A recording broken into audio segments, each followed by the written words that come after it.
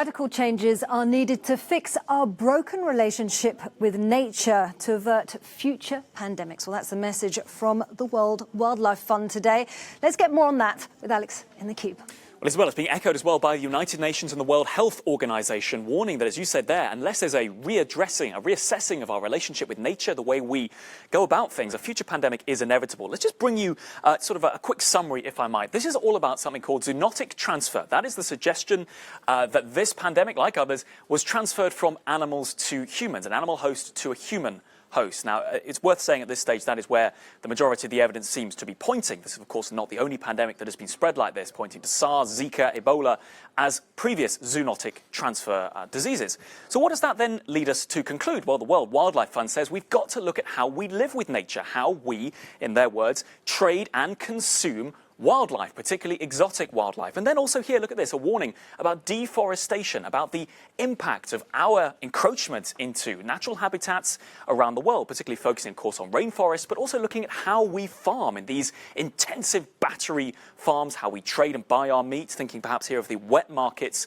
we've seen as well. So really this idea that we have to reassess our relationship with nature to prevent the kind of transmission we've seen, which seems most likely with Covid-19, that's the main warning. Let's speak now to Marco Lambertini, who is the International Director of the World Wildlife Fund. Let's speak to Marco. He's joining us from Switzerland. Good to see you there.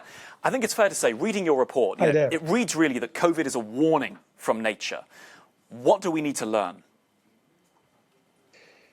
Yes, so first of all, you are absolutely right. This is an indication of our broken relationship with nature. This is going on for many, many years. And now we understand very clearly that the rise in zoonotic diseases, let me just remind that 70% of the human diseases are of zoonotic nature. The rise is due to two main factors. One is, you mentioned, the trade of wildlife, the consumption of wildlife, often illegal. The other one, less perhaps known, is connected to our food system.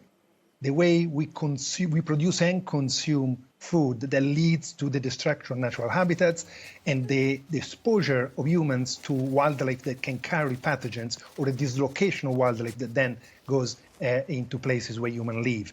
And deforestation and land use changes in general, conversion of natural habitats, are linked to commodities that we use in every day.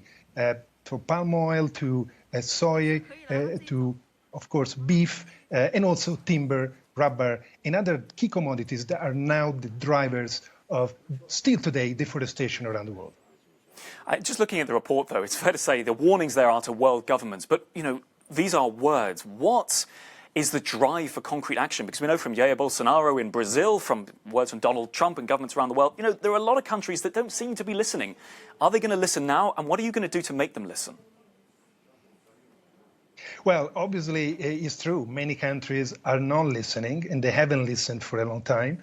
But I think we hope that this crisis is really acting as a wake-up call for leaders in the governments, but also for leaders in corporations, and frankly, for all of us consumers, because also depends a lot on how we consume, how we choose our diets, how we choose the food that we buy in supermarkets. And we should all strive towards choosing sustainable food that is produced in a sustainable way. There are many ways to find that out today, and I think every one of us has a role to play. But this is a wake-up call, and the cost to the economy is what is going to, we hope, really move a lot of decision makers in the right direction. The cost of inaction, the lack of prevention is costing our global economy a huge amount, probably up to 9 trillion in lost outcome. And let's be honest, the most vulnerable people in society, everywhere in the world, are also the one paying the highest price. So hopefully this will be an alarm call and a wake-up call for society at all levels. And we're pushing hard for government to commit to that change. And just finally, if we, briefly, if you might, we're looking at the EU. The EU has vowed to tackle deforestation. I know this is something as well you've got a view on. I mean, is this going to be enough to prevent some of the sort of the transmission, the incursion into these habitats that you've been warning about?